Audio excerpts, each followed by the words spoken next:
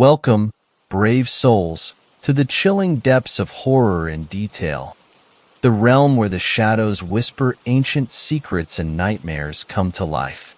I am your guide through the darkness, and on this channel, we delve into the spine-chilling world of Wendigo horror stories that will send shivers down your spine. First story.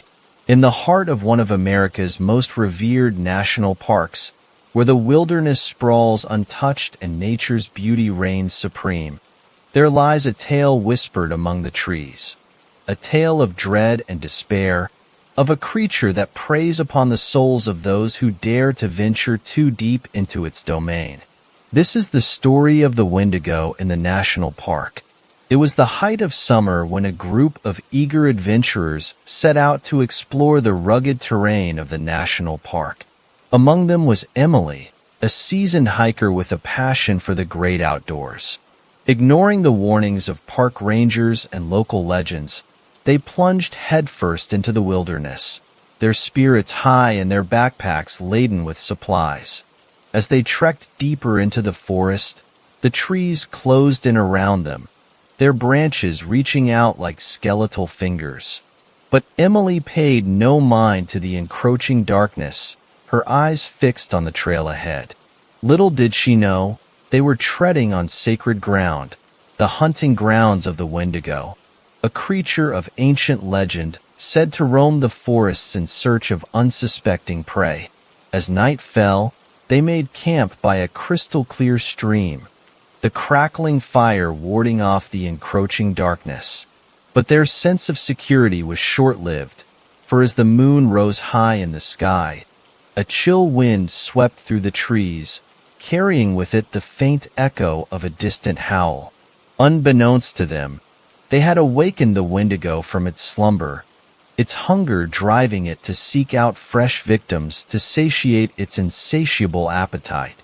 With each passing hour, its presence grew stronger, its icy breath chilling the air and its haunting cries echoing through the night.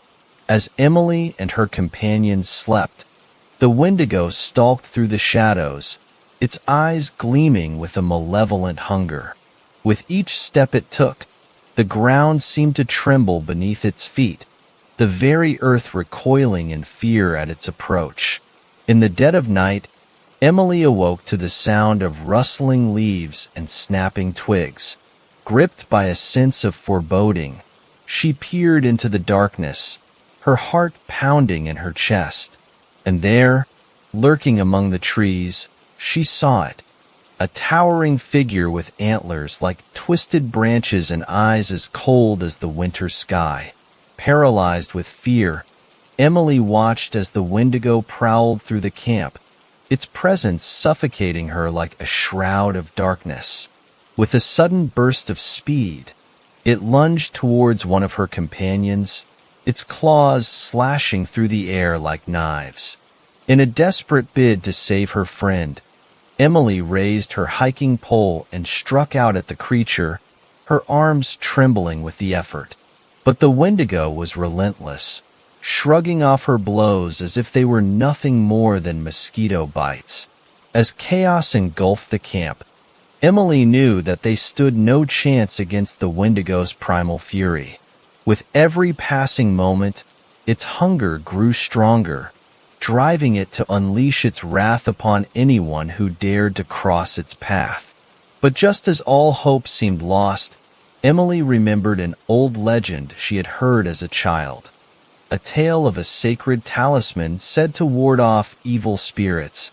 With nothing left to lose, she set out into the forest, her heart pounding in her chest as she searched for the elusive artifact. Through the darkest depths of the wilderness she ventured, her senses on high alert for any sign of danger. And finally, as the first light of dawn broke through the trees, she found what she had been searching for. A small pendant, its surface shimmering with an otherworldly light.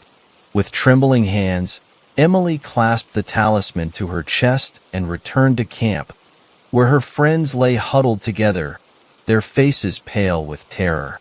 As she held the pendant aloft, a wave of relief washed over them, and they watched in awe as the Wendigo recoiled in fear, its unearthly howls echoing through the forest like a dirge.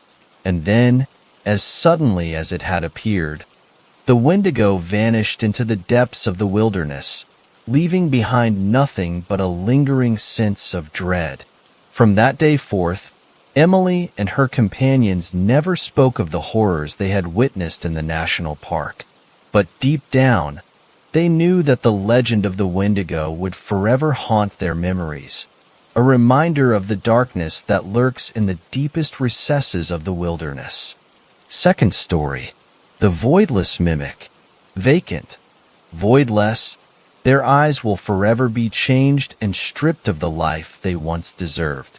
They are walking lies, being inhabited by a deceiver of life itself.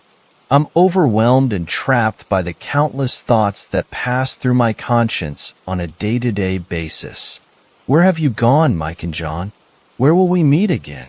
Cabins, the very word evokes a sense of peaceful retreats in nature, away from the chaos of everyday life.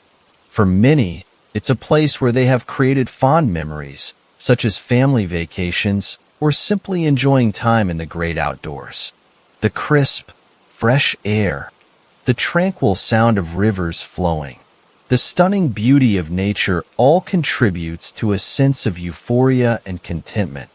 Despite the idealistic setting, there can be an underlying sense of eeriness that can cast a shadow over the experience.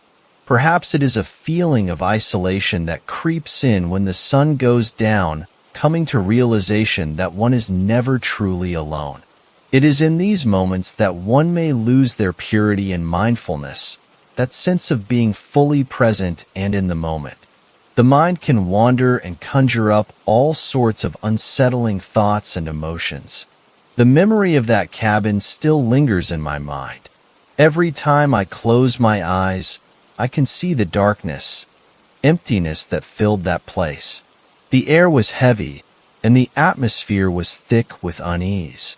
The creaking floorboards and the howling wind outside sounded like screams, as if the cabin itself was alive and trying to warn me to leave. Sometimes, I wonder if I've left a part of myself behind in that rundown shack of hell. It's as if a piece of my soul was stripped away and left to rot there, unable to escape. The thought sends shivers down my spine, and I can't help but feel a sense of foreboding whenever I think about that cabin. Despite my ongoing unease, my purpose today is not to dwell on the past. Instead, I am here to warn you of something that inhabits our world, something that we must be aware of and prepared for. I am warning you of the masked, the hidden, the mimic. It all began when my close friend Mike called me up and pitched the idea of an exploration/camp out at some abandoned trails with our entire friend group. The place he described was supposedly located on the outskirts of town, far away from the city. Despite my reservations and lingering superstitions, I agreed to go. The idea of spending time out in nature with my boys, surrounded by nothing but the sound of the wind and the rustling of leaves, was too enticing to resist. Not to also mention the opportunity for exploration and adventure. The next day, Mike and I loaded up my truck with supplies for our hike. We were also joined by two other friends, Brandon and John. As we made our way towards the outskirts of town, Brandon shared his insight on what he came across while researching the trails.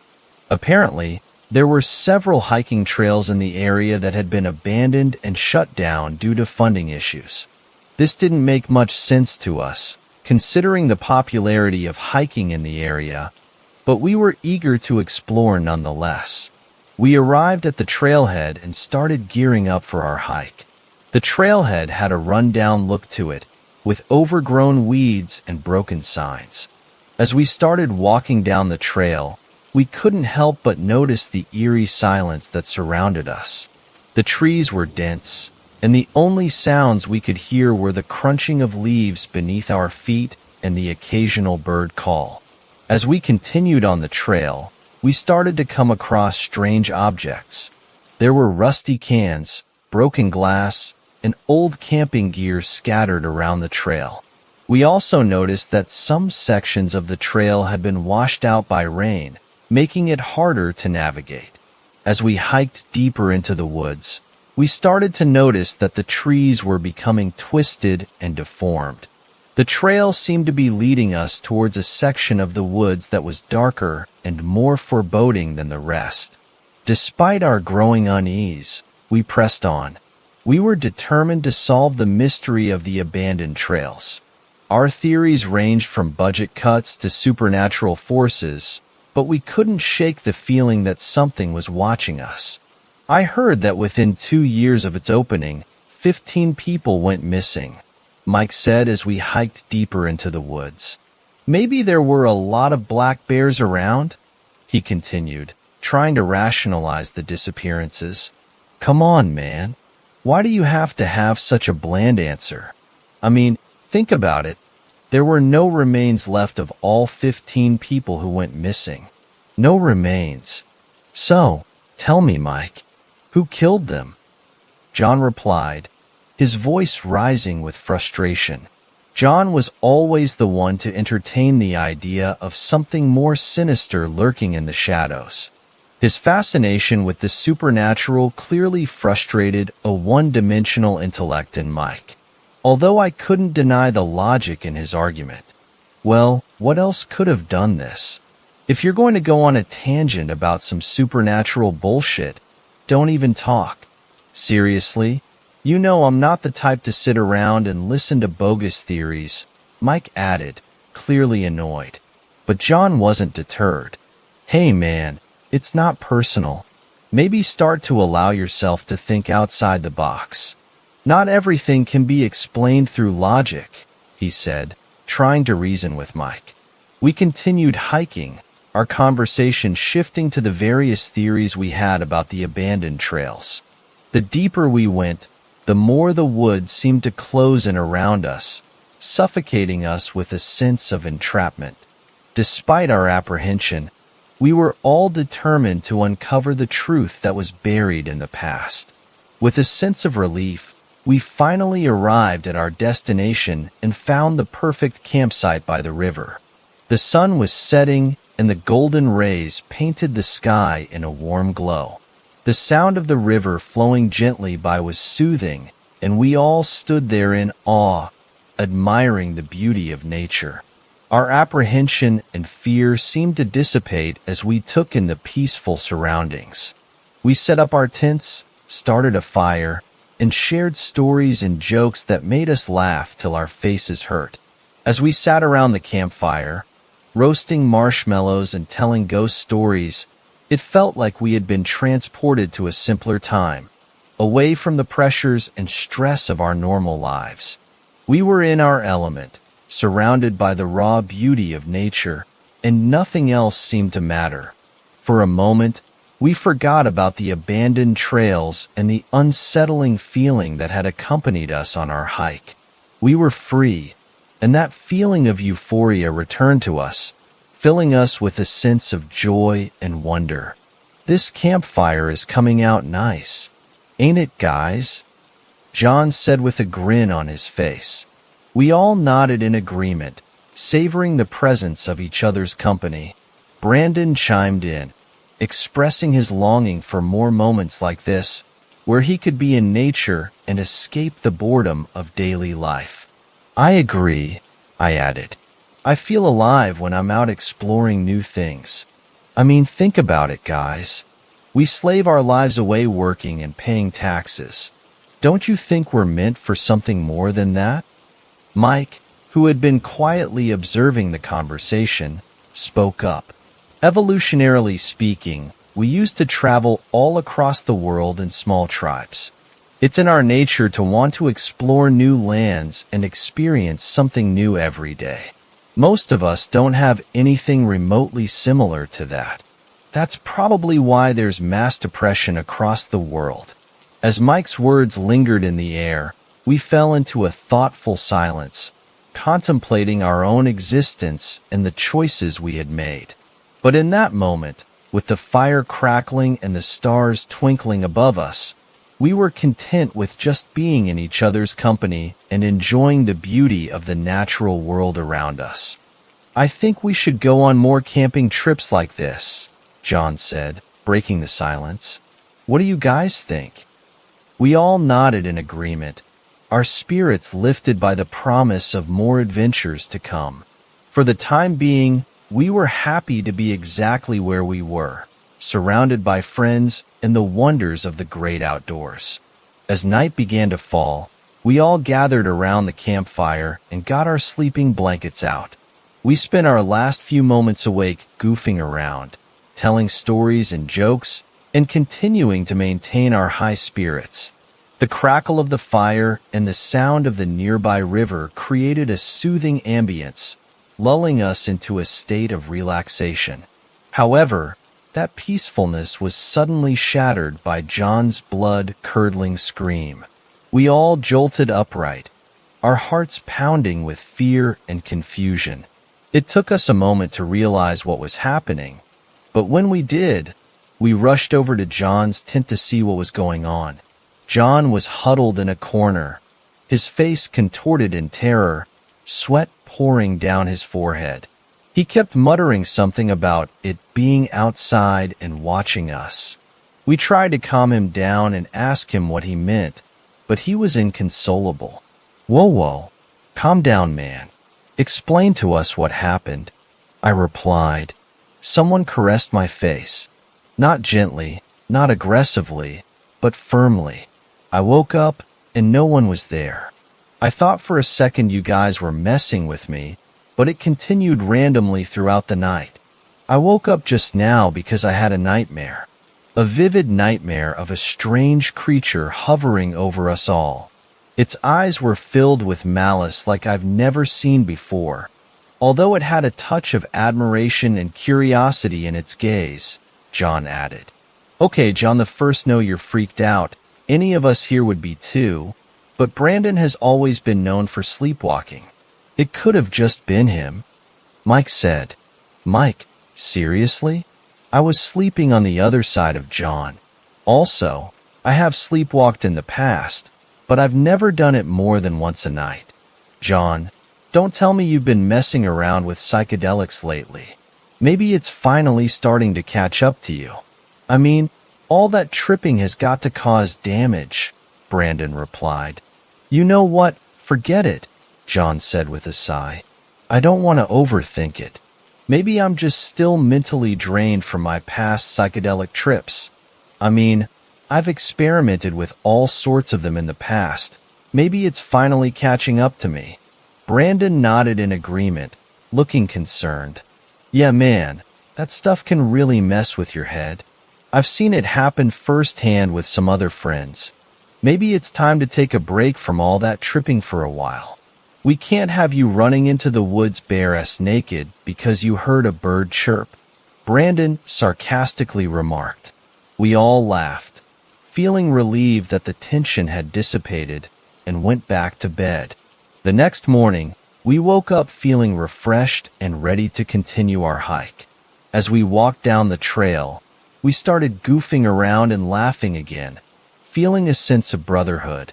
I couldn't believe that exploring an abandoned trail with a group of friends could relieve me of the stress and anxiety that had been weighing me down in my normal life.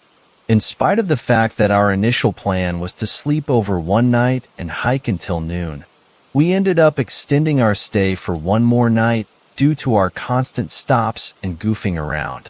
It was a perfect day, until John spotted something unusual. "Hey guys, I see something over there," John said. "Please hand me the binoculars in your bag, Mike," Brandon asked. "Finally something creepy. I think all of us could have a good scare today. Things have been a bit too mellow," I added. "Guys, there's a fucking cabin here," John exclaimed. "Hell yeah, finally some action. Let's go check it out," John suggested. "Okay guys, it seems like it's on the other side of the river by the bank. From what I could tell, it's gotta be at least 2 miles out," Brandon informed the group. We made our way down to the river, but we were unlucky as we didn't have a boat to get across to the other side. However, we quickly devised a plan to create a makeshift walkway by grabbing a large tree trunk and throwing it down to bridge the gap. Fortunately, our physical strength from lifting weights made it easier for us to be successful.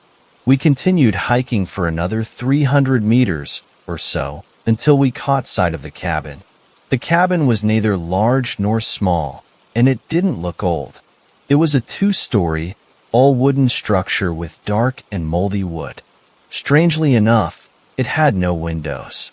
We stared at the cabin in awe, taking in the cold, decrepit view. What left us speechless was how the cabin even got there. The trails had been abandoned since the 70s, and it was puzzling to think how someone could have brought all the necessary supplies deep into the trail on the other side of the river. Try to imagine that scenario and visualize the puzzled state we were in. Nevertheless, our curiosity grew too strong, and we weren't going to stop at anything. We hit the jackpot. We're going to make the news once we tell everyone what we found here. John exclaimed. Shut up, jackass. We're not even supposed to be here right now, so keep your mouth shut, Mike retorted. Yeah, Mike's right. Let's make a pact that we keep this to ourselves. This just doesn't add up. The trail gets abandoned for no apparent reason, and 15 people went missing without a clue. And now there's a cabin in the middle of nowhere, Brandon said, adding to the confusion. Guys, are we making a mistake? What if the owner comes back and shoots us, or worse, skins us? There's no way anyone living out here is mentally sane, I said, voicing my concerns. Look, Adrian, if you don't feel comfortable, please stay out as a lookout. I'm curious to see what's up with all this mess, Mike said, determined to explore further. As we walked up the steps towards the door, the moment of truth came. The smell inside the cabin was metallic, so much so that we all threw up. The repulsive smell was something alien in nature. The floor was scattered with many books and files, which we started picking up and reading. Many of the files contained information about cryptid creatures such as skinwalkers, wendigos, Bigfoot, and the Kraken, while a few contained information on lost civilizations. Despite my awe of these findings, one particular file stuck out to me, the Mimic. As I read this document, I felt a chill crawl down my spine. I distinctly remember a quote from the document, Level 4.7 Danger Warning. The origins of mimics are shrouded in mystery. While we don't know much about these elusive creatures, some speculate that they may be therianthropes or otherkin, terms used to describe beings that possess both human and animal characteristics. Despite their unknown physical form, it is believed that mimics have the ability to consume a human's consciousness and use their body as a vessel, retaining all of the memories of the previous human. This allows them to perfectly imitate their host's personality and behavior. It is important to exercise caution when traveling to unknown or densely populated areas, as these are believed to be hotspots for mimic activity. Hiking trails and national parks are common hunting grounds for these creatures as they search for their next potential host. One way to identify a potential mimic is by staring into their eyes, as it is believed that they are unable to fully replicate the human gaze. However, it's important to note that the true nature and abilities of mimics remain largely unknown, making encounters with these creatures both rare and unpredictable. In other words, with a deep, long gaze into their eyes, you will be able to see the vacantness in their eyes, soulless. Its purpose for wanting to partake in these actions is surrounded by a big cloud of mystery. Although it's speculated that it wishes no more than to be a human, to breathe the same air as we do, to love as we do, or more so to hate as we do, stay away. This cryptid is the most precise killer of them all, because of the fact that there is no evidence to prove someone is gone when it inhabits the body of the deceased person. It could be your mother, your father, your friend. It could be anyone. There are more of them than you think, all around us, lingering in the shadows. This is all I could remember reading. It definitely wasn't word for word, but again, I'm just trying to give a summary of what the mimic is. You may be questioning whether whoever lived in this cabin before was a total nut job, but trust me when I say this. These look like authentic government documents. They couldn't have just been printed out. No fucking way. I thought all of this was just folklore. John said, "Can you please shut the fuck up for once? This isn't a joke until we get out of here alive. We need to go now." Brandon replied, "I'm with you, man, let's dip. This is way too sketchy." I added, No. "Come on, guys. We only live once. This place hasn't been opened up in a while. We should be safe here. How about we stay? There's a fireplace in here, and it'll be a great experience to talk about years from now," Mike insisted. "I'm with you, Mike. I'm scared shitless, but come on. There's only one experience like this in our lives, so let's live it up." "I say fuck it," John remarked. No. "Come on, guys," Mike exclaimed, his voice filled with excitement. "We only live once. This place hasn't been opened up in a while. We should be safe here. How about we stay? There's a fireplace in here, and it'll be a great experience to talk about years from now." "I'm with you, Mike," John chimed in. "I'm scared shitless, but come on. There's only one experience like this in our lives, so let's live it up." "I say fuck it." "Okay. I'm in as long as we do sleeping shifts to make sure we don't get skinned alive in the middle of the night," Brandon added, his voice trembling slightly. "Well, I can't leave my boys alone," I said, my voice filled with a hint of hesitation.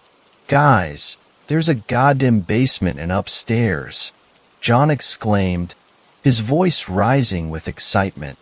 "Mike and I will check upstairs, and you and Brandon can check out the basement." His voice trailed off as he made his way towards the staircase, his flashlight illuminating the darkened room. Fear paralyzed me, my heart pounding in my chest as I hesitated at the top of the steep staircase. I wasn't built for these kinds of situations, but like always, my pride and ego persevered, forcing me to continue.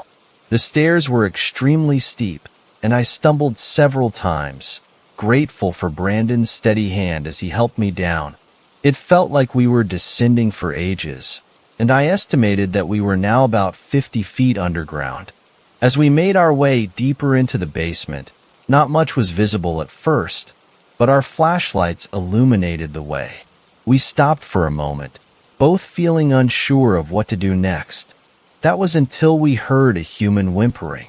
My heart raced with fear, and I looked to Brandon, who had a similar expression of concern on his face.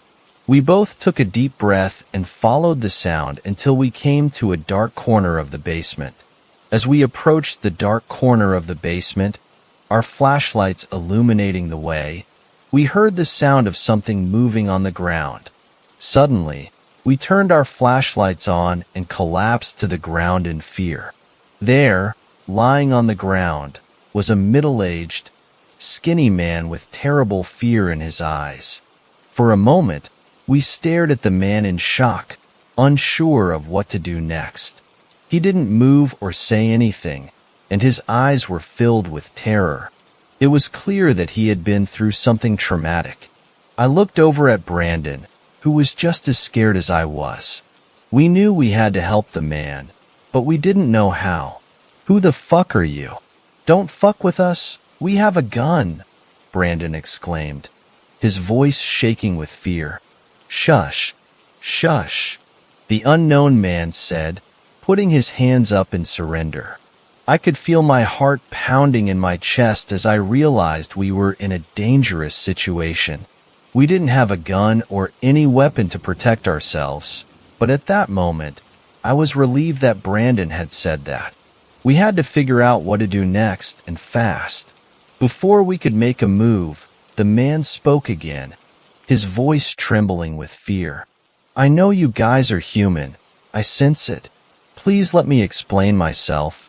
I swear I'm not crazy," he said. I could feel my blood boiling as the unknown man spoke. The tension in the air was palpable as we all waited for him to explain himself. Finally, he continued, "Me and a group of friends decided to come out here to hike for fun since we heard it was abandoned. Next thing you know, we hear a man calling out for help. We rushed over to see where it was coming from. We ended up here at this cabin. We cautiously walked in. There laid a man on the floor bleeding, crying out to us for help. As he spoke, I felt a sense of relief wash over me. It seemed that the unknown man was telling the truth, and that we were all just victims of a terrible situation. However, we still had to figure out how to get out of there safely." I listened intently to the man's story, my mind racing with questions and theories. When he mentioned the documents, I couldn't help but interrupt him. "I don't mean to interrupt you, and I know this might sound crazy, but does this have anything to do with the documents we found here?" I asked, hoping to get some clarity. The man's eyes widened in surprise, and I could see the fear etched into his face. "The mimic," he said, his voice barely above a whisper. "If you read anything about it, then you'll know what I'm talking about. I lost my 2 friends to those creatures, those wretched demons." I couldn't believe what I was hearing. The documents we found mentioned something about a mimic, but I had assumed it was just a legend or a myth. Now, it seemed that there was more to it than we had thought. As the man continued his story, Brandon interrupted him with anger and suspicion in his voice. "Your story sounds like bullshit to me. What are you plotting, asshole?" he shouted. I tried to calm Brandon down, sensing that there might be some truth to the man's story. "Brandon, let him finish. We'll judge his story later," I said. The man continued, his voice trembling with fear. "Look, I know you don't trust me, but please keep me hidden here and leave before they get y'all too. It's too late for me. It's just a matter of time." As he spoke, I could feel my own fear rising. We were in serious danger, and we had to find a way out of there before it was too late. "Look, man, it's all right. Just calm down and please continue your story," I said, trying to reassure the man. The next day, I returned to the cabin to investigate what had happened to my friends. As I approached the cabin, I felt a sense of unease and apprehension, almost as if the very air around the cabin was charged with an otherworldly energy. When I entered the cabin, I was immediately struck by how eerily quiet it was. There were no signs of a struggle or any disturbance, but the silence was suffocating. As I called out for my friends, they suddenly appeared as if out of thin air. They greeted me casually and spoke as if nothing had happened. They told him that he must be suffering from schizophrenia and that the man they had heard yelling never existed. I couldn't believe what he was hearing. I knew I had seen and heard things that were real, but now I was being told that I was crazy. 2 weeks passed, and I spent my time scavenging for food and avoiding detection. I was in a constant state of fear and paranoia, never sure if the mimic was still nearby. I eventually returned to the cabin 3 days ago to try and make sense of what had happened. As I dug through the documents, I began to understand the true nature of the mimic. It was a creature that consumed the consciousness of its host, imitating their personality and memories perfectly. The mimic aimed to confuse the masses by leaving no trace of anything unusual or out of the ordinary. I struggled to comprehend the implications of what I had discovered. I was horrified by the thought that the people around me could be nothing more than hosts for these creatures. His voice trembled as he spoke, unable to fully process the weight of the knowledge he had gained. "Look, man, I'm not going to say you're lying or that you're crazy. You can leave now while my friends are upstairs. I'll explain to them later, I said. No. Don't tell your friends. You guys have to leave too. You can't trust anyone, the unknown man added. We're not going to leave our friends behind. Good luck, man. Please stay away from us. We won't be here for long, I added. The man ran off into the woods, leaving me and Brandon shell-shocked and unsure of what to do next. We were filled with doubts and fears, wondering if he was really crazy or if his story actually added up. Brandon didn't utter a single word, lost in thought. We gotta get out of here, Brandon finally said, breaking the silence. I agree. Something in my gut tells me he's telling the truth, I replied, nodding in agreement. As we turned to head back upstairs, John's voice interrupted us. Brandon? Adrian? What's taking so long, guys? We just finished checking out upstairs. Whoever lived here before was definitely tripping on something. I exchanged a worried glance with Brandon, unsure of how to respond. It seemed that the bizarre events we had experienced were far from over. Me and Brandon headed upstairs, retaining the knowledge that the mimic could be anywhere.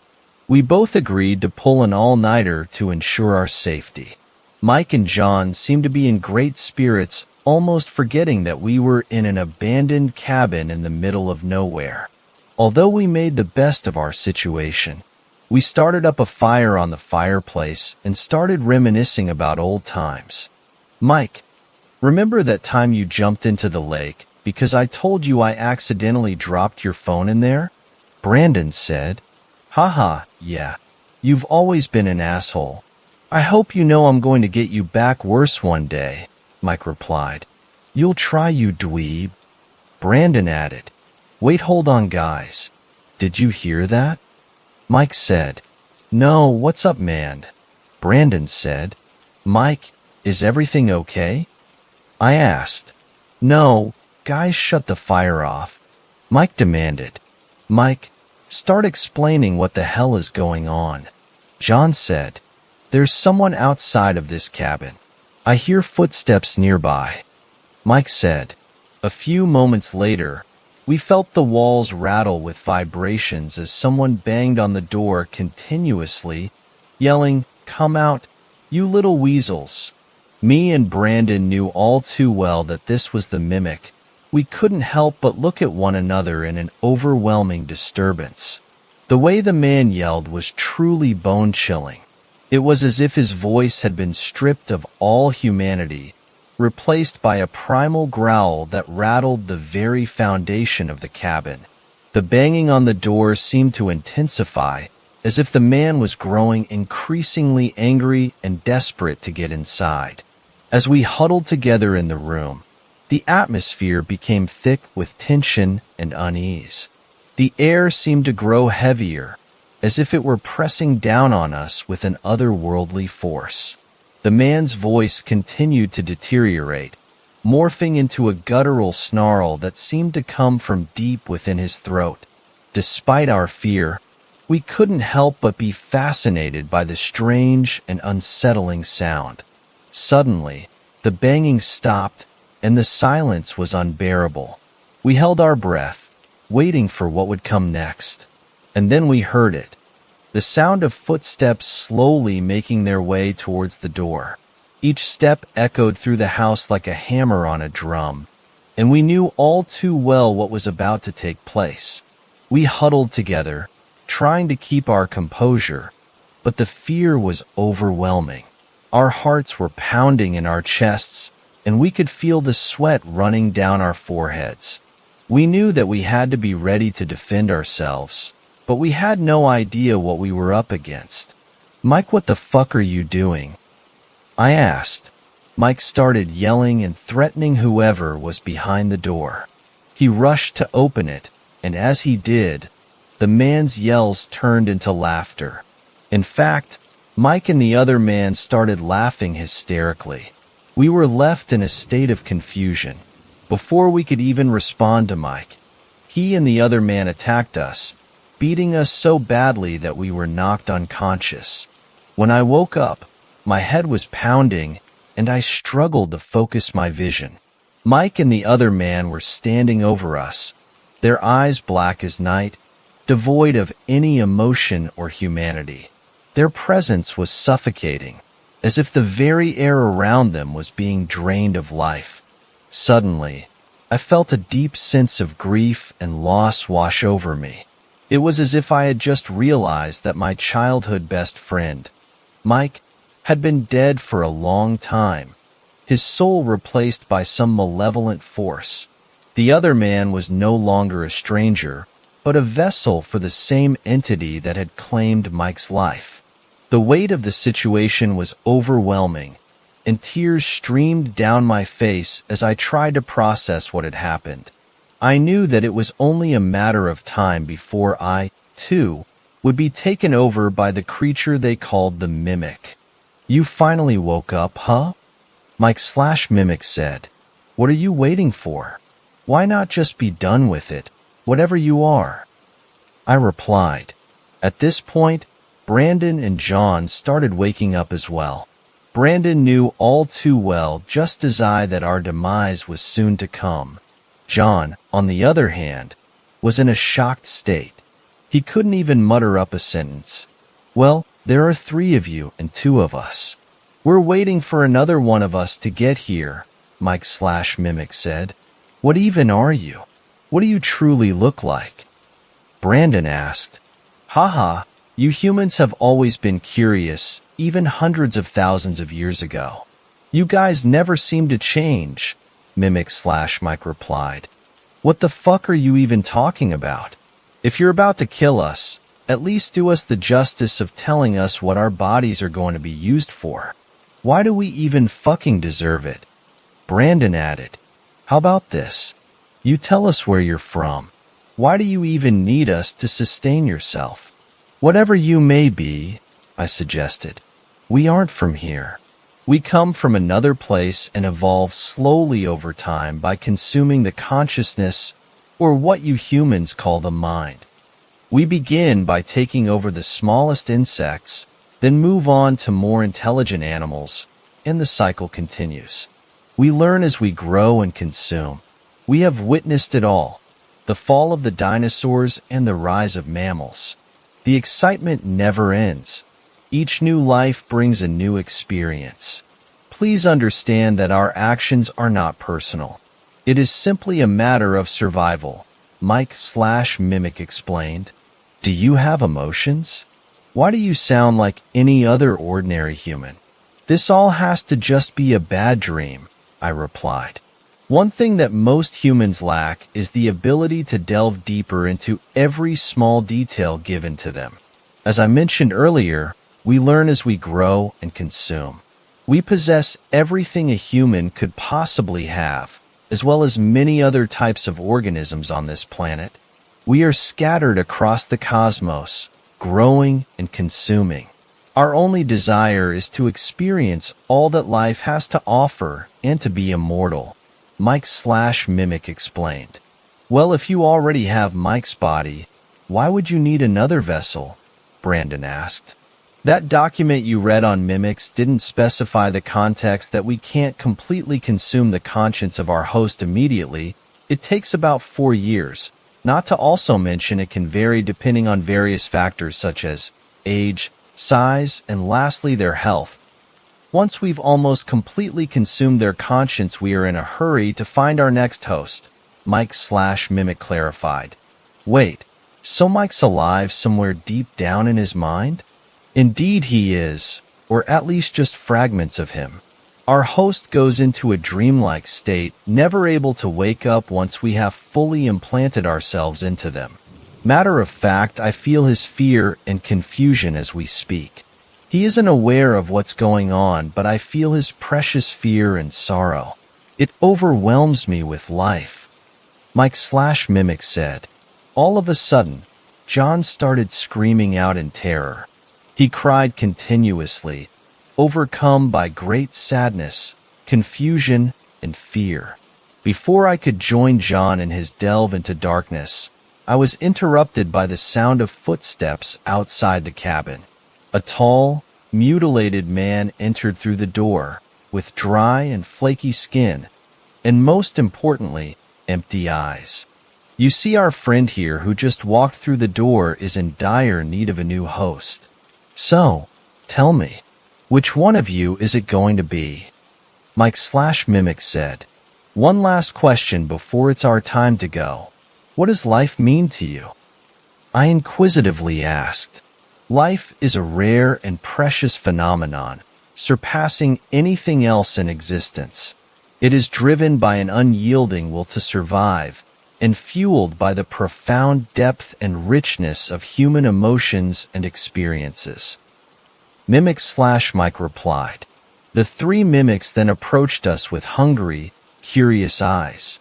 They all placed their hands on our heads, caressing us as if we were precious children, almost as if these creatures admired our entire existence as a whole.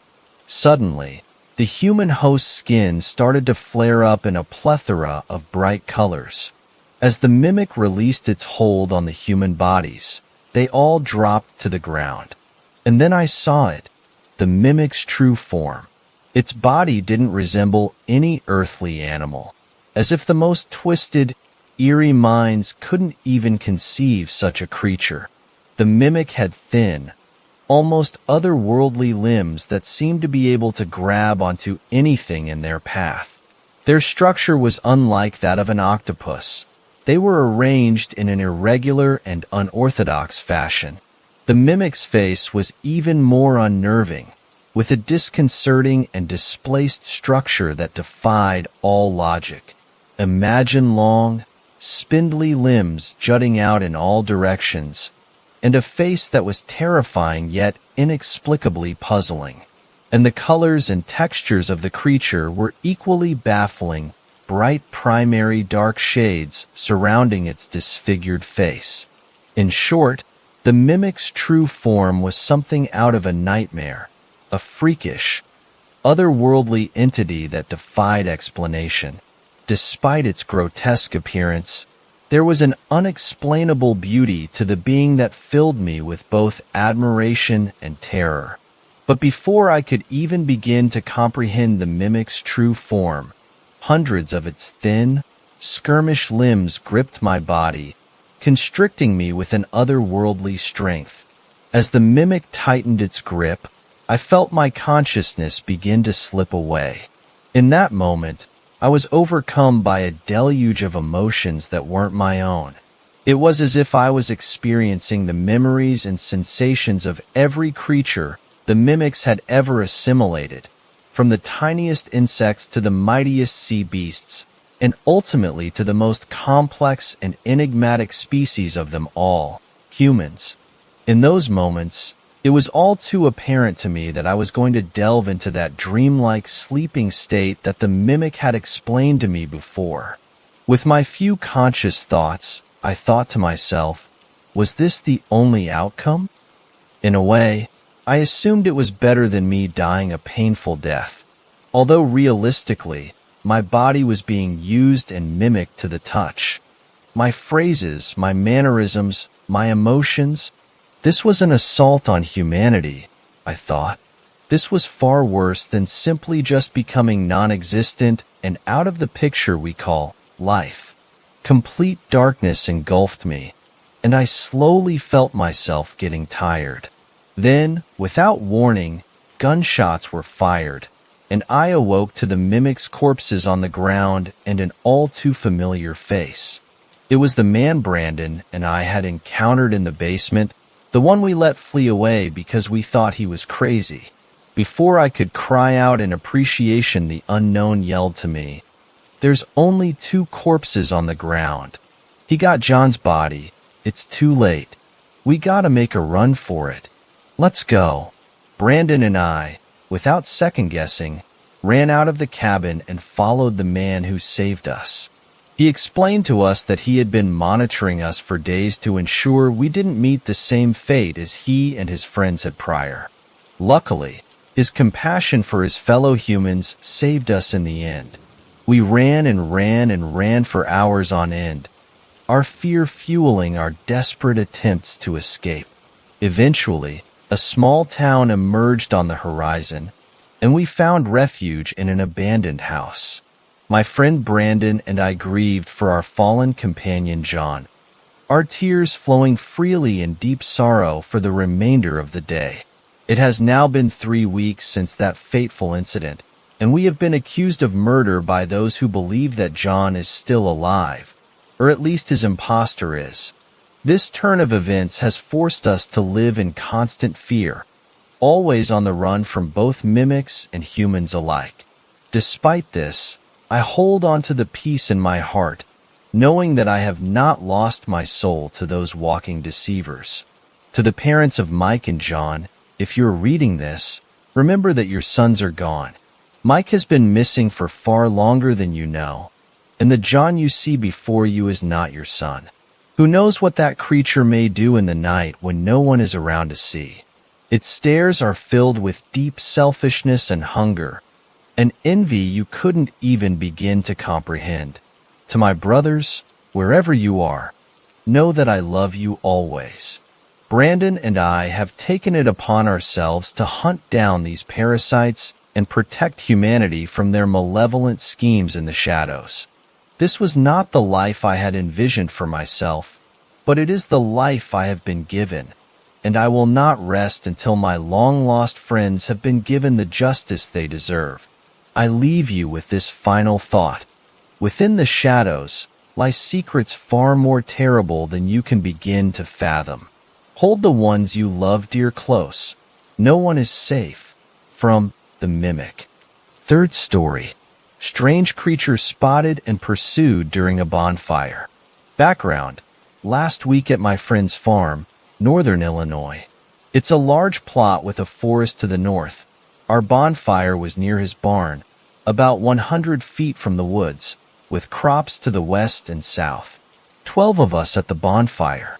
We're all around 15 years old, and 5 of us, myself included, own a FOID card, required to posses or purchase firearms. Story. The bonfire is going as planned, and at around 10 p.m. we light it up. All of us are chatting and having fun, when one of my friends stops everyone. That friend was sitting near the crops. Listen. Everyone shuts up, and we hear a really strange noise coming from the field. It's nearly impossible to describe perfectly, but it was a really deep hissing noise. Like if a large dog could hiss, it'd sound like that creature. My friend, who we'll call T, shines a flashlight toward there. From that distance, the light was hazy, but we saw a figure about 30 feet away from the fire. It was on all fours, about 5 feet long. It had large, powerful-looking hind legs coupled with feet that had claws. Small, but they looked lethal. But its front legs were long and stringy, with much more menacing claws. It was covered with fur, and its head was dog-like with large canines visible. The creature's eyes were deep blue and reflected the light. The party right now is struggling to comprehend what's happening. Most of us are just staring at the creature, which in turn is staring back at us. This continued for at least a minute until T comes to his senses. I'm gonna sneak back to the house and grab my guns, yell if that thing does anything weird. T leaves and the creature watches, its eyes following T as he enters the house. At this point we have 3 flashlights on it, and it's perfectly visible to us. 2 minutes later the door opens and T comes out with 2.22s and a 9mm. The creature sees T and gets on its hind legs. I'm assuming it's a biped that was sitting down at the field, running toward the woods with a huge gait. Now the thing looks at least 6 foot tall. T hands me the 9mm and hands my other friend, R, the second .22. The creature's 20 feet out from the forest, and T shoots at it, missing. R stays at the fire while me and T go after it. Only now I realize how stupid we are. The thing's at the foot of the forest, and it climbs up a tree. We both stop and fire a few more shots into the trees. We walk back, and everyone decided to call their parents and finish it up early. Our excuse was a small downpour had started, and we had to finish early. No one's talking about it, and we're not planning on telling our parents. T's parents led 2 more hunting trips, with bows and arrows due to the strict gun laws. But we didn't find anything. The tracks it left were washed away during a harsh storm. So 2 questions. What the hell did we see, and has anyone else seen it? Also, I typed this on a phone, so excuse some grammar issues that may arise. I'll edit it when I get access to a computer. 4th story. The ghoul. About a year ago, there was this big ghoul problem in a nearby town. I got so many calls I had to check it out almost immediately. I stayed in a hotel in the town and went out at night. The ghoul apparently frequented the park at night, terrorizing night owls, kids on dates, and teens just hanging out. So that's where I went. It was only my first night there, but I wanted to get rid of this thing as quickly as possible. Apparently this park usually had a few people there at night, but that night no one was there. Guess word got around quick. The entire place was deserted. Not cars drove past it either. I'd brought along my gun. I've got a license, no worries, and a knife. And I waited. It was eerily silent, even for a small town. This thing had everyone terrified. It was around 4 in the morning when I finally heard a nose. It was heavy breathing and skin dragging. I heard a growl, too. I spun around to see. It was the ghoul, of course. Her skin was sagging and hanging off her body like an oversized coat. Her head rolled all over her neck and shoulders as she shuffled towards me. She had no hair. Her naked skin was a rotting green, like moldy bread. Her eyes weren't eyes. They were literal orbs of white light. Her mouth hung slack, like her jaw had been broken. Bits of her flesh fell off and disappeared as they hit the ground. She was shuffling slowly, so I took my gun out with mild ease, not too worried. That leisurely feeling flew out the window when I shot her. Right as the bullet pierced her skin, she let out this horrifying shriek. Like a banshee, but not as potent. The bullet tore through her chest, but she rushed at me still. Holy shit, could she run? She was incredibly fast, and it caught me off guard. She tackled me and screamed in my face, getting saliva on me. Her scream disoriented me, and the saliva burned. I hit her with the butt of my gun and rolled out from under her. She snarled and crawled on all 4s after me. I ran to a tree and climbed up it. She couldn't quite reach me there, unable to climb. I shot at her from a high branch until the clip was empty. She still stood there, her saggy skin looking like rotten Swiss cheese. I cursed and jumped down, landing on her head. She wailed and scratched up my face and hands, but I held her firmly. She panicked more, realizing my goal. If bullets won't kill her, maybe a little sunlight will. She thrashed about more wildly, and my scratches started to burn, but I held on. As the sun started to rise, she let out another horrifying, ear-splitting shriek. It hurt and made me dizzy. The sunlight washed over her and made her skin brittle and weak. I rolled off her and let her get covered in the light. She broke into thousands of little pieces that also disappeared in the sunlight. I made positive that there would be no more repeat performances before I left. I told the people who called me the problem was taken care of, and the park was inhabitable again. I never found out why she was there, but the citizens were happy and safe, so it didn't matter much. 5th story. The day the chupacabra was born. It is not common knowledge that the myth of the chupacabra began in Puerto Rico and not Mexico, as the myth was popularized by the country of Central America. I never myself knew this until I searched online and found out the truth. Considering my grandparents lived during the time the first recorded incident happened, I decided to ask them if they recalled any news surrounding it at the time. My grandma unfortunately didn't live in Puerto Rico when it happened, and even if she did, she mostly forgets about a lot of things of her past. Don't worry, she has always been like that. My grandpa, on the other hand, looked at me with a serious face and then spaced out at another direction, like if he suddenly remembered something deep in his very old memories. He said, "Cojones, hace tiempo que no me acordaba," which meant it was a very long time since he recalled those memories, but he gladly accepted. This will be a rough translation of what he said. I remember it was in 1995. I didn't live in Canavanas, but an old long-gone friend of mine did. He was a farmer, like many of our parents before us. He always spent his days checking his livestock of fruits and attending his animals, like sheep and chickens. Like any farmer, he cared deeply about raising his animals with care, as in many times they served for putting food on the table, as were the customs.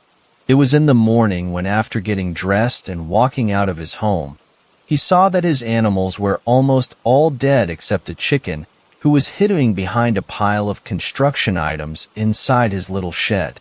All of them had 2 holes on their necks and a large hole on their buttocks.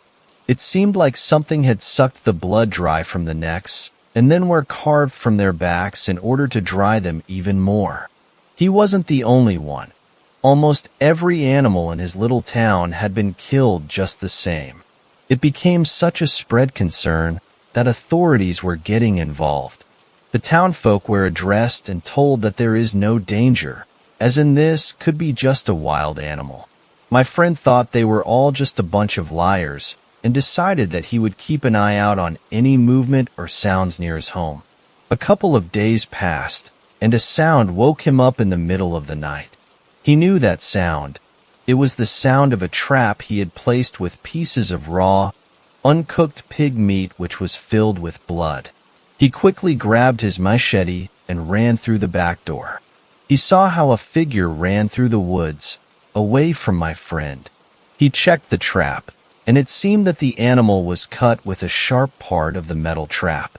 My friend thought that if he was going to catch the animal, it would be now. He grabbed a lantern and went to look for the animal, following its trail of blood. As he walked through the woods and the grass with the trail of blood seemed more humid from rain, he tried to differentiate the sounds from coquilles, crickets, and toads for any hint of the creature's presence. The more he walked, the more it seemed like it was a worthless effort, and that maybe the creature was long gone. Then he heard an animal sound. It didn't sound like a threat, rather the sound an animal makes when it's startled or hurt. He ran towards it as fast as he could. Then, he froze on his track at another sound, this time of a loud hiss sound just in front of him. My friend put the lantern more in front of him and saw what would be known as the famous chupacabra. The thing had a dog on its mouth, chewing on its neck as it looked at my friend. He described it to me like an alien from movies. It had 2 black void long eyes which reflected the stars from it perfectly. Its skin was moist, and on its back it had small spikes that he compared to those of a puffer fish, only that they went on a straight line through its back. Its teeth said that they could be compared to nails of a chicken, but more elongated at many of them throughout its mouth. He gained his composure and tried to approach the creature, but it suddenly let go of the dog and hissed at my friend. He knew what was going on. It wasn't a threat sound. It was a warning to back off. He was foolish and always stubborn, always thinking he knew everything in life even before growing white hair. My friend shouted at the creature, and the creature was startled and took a few steps back, but then it stood slowly from his 4 legs to only being on 2. He noticed then that was bigger than him, as he was a short guy. The creature then gave a hellish screech sound and ran towards my friend, tackling him to the ground. He grabbed the creature's neck and tried to push it off. The creature was too strong, and with each passing second, its horrible teeth got closer and closer to his neck. He glanced at the machete he had dropped to his side and fought to get it. The creature then noticed that he was trying to do and bit his arm, sinking its teeth deep. My friend then took off his belt and stabbed the creature's eye with the small part that holds the belt tight around the waist. The creature let go as it tried to deal with the pain. My friend then used the machete and sliced on the creature's shoulder, spreading blood everywhere. My friend screamed louder and approached more and more the creature. It hunched itself and ran on the opposite direction from my friend into the deep woods. At this point, my friend heard the neighbors coming from behind him, as they had heard the fight between my friend and the creature. He said he had dealt with El Demonio de Mierda and needed to go to the hospital. When he got there, he was treated for his wound and pridefully explained that he had dealt with the farm animal killer. A day had passed, and while he was on bed, 3 men came to him. They were wearing black suits and looked to be gringos from United States. One of them talked Spanish surprisingly fluently and basically told my friend that he would have to shut up about everything and to not talk about his incident with the creature. They offered him a few $1,000s in cash, which he gladly accepted. After that, the mayor of the C2 reportedly searched for the creature everywhere with the local authorities, from rural parts where my friend lived to near urban sectors, but to no avail. My friend then used the money to get a better home to an urban neighborhood, and that was the end. I asked my grandfather he even believed his friend in the first place because it seemed like a wild story. He then told me that he was never convinced it was real and always thought that the scar on his arm was just that of the dog that he had found, not killed by the chupacabra, but rather his own machete. It made sense, but I would like to think how awesome it would have been to see a farmer wielding a machete face such a horrid mythical monster. I sure would pay to see such a spectacle.